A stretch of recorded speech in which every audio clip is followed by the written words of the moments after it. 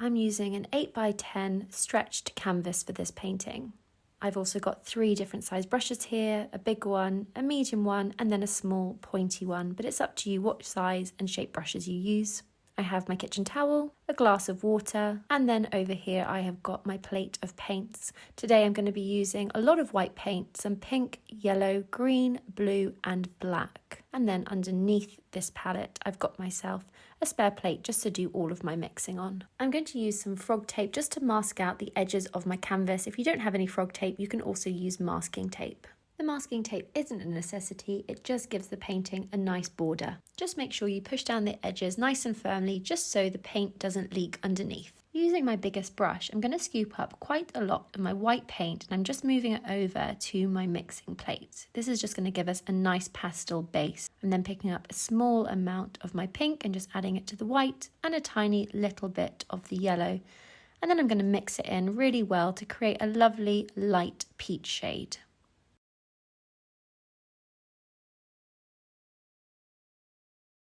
Taking this shade, I'm now applying it to my canvas within the middle, but I'm also overlapping my frog tape slightly just to make sure that this paint is going all the way up to meet that line so that when we pull off the frog tape, it gives us a nice crisp line there.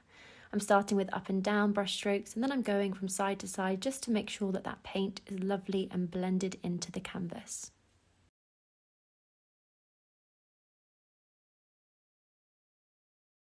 Taking my medium-sized brush, I'm just going to start by adding a little bit of white paint to a spare area of my mixing plate. So I'm just picking up a few scoops of the white. And then to this white colour, I'm going to add a small amount of my green shade and just give that a really good mix into the white. Taking the same colour, I'm just going to start adding a few very loose-like shapes to the background of my canvas. Now I want these to symbolise a very loose abstract leaf shape. So I'm bringing my first one off to the side of the canvas just to make sure it looks like it's overlapping. And then I'm just creating very flowing leaf-like shapes, maybe bringing the top to a bit of a point, rounding the sides, and then filling the middle in with the same shade of green. Now it's up to you how many of these you add to your background. We're essentially going to be covering them up with some more designs, so it's up to you how many you would like on your own painting.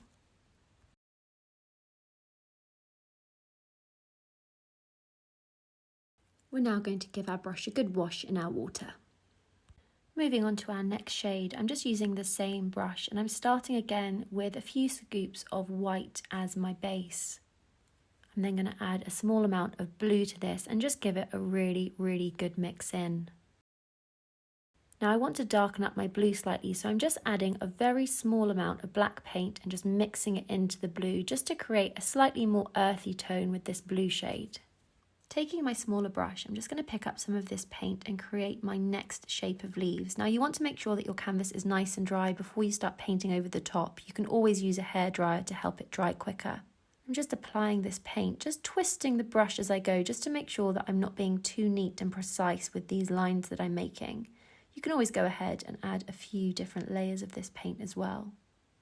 I'm then just starting to add slightly smaller elongated leaf shapes to these lines that I'm making. We want to make sure that we're keeping these nice and individual, that they don't look too neat or precise or too symmetrical. We want it to look like a nice, natural, flowing flower painting. Again, you can add as many or as little leaves as you want to each line, and you can do as many of these types of plants on your painting as you wish.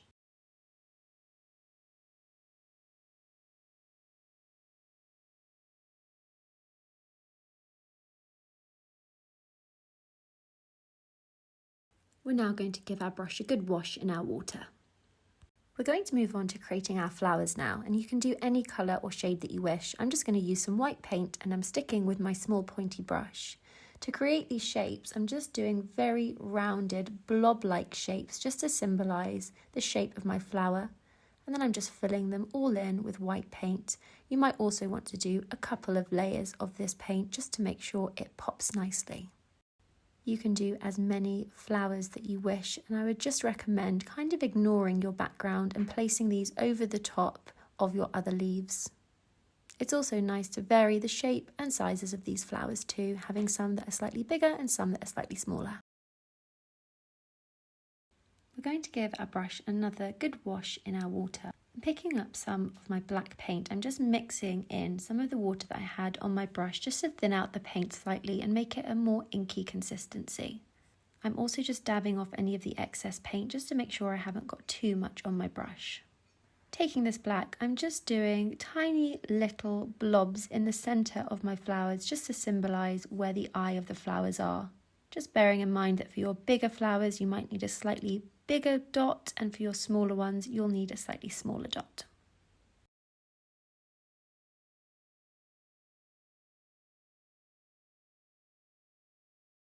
Once the paint is nice and dry, this is the fun bit because we're going to start removing the frog tape or masking tape from our painting to reveal the nice blank border that we've got left behind.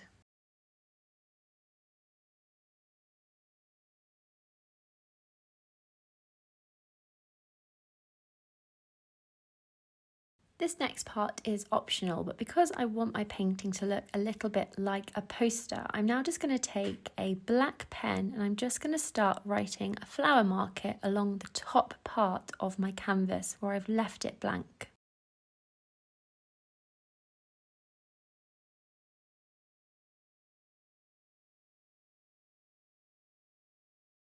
Taking a really small brush and some pure black paint, I'm now just carefully going over the words that I've written.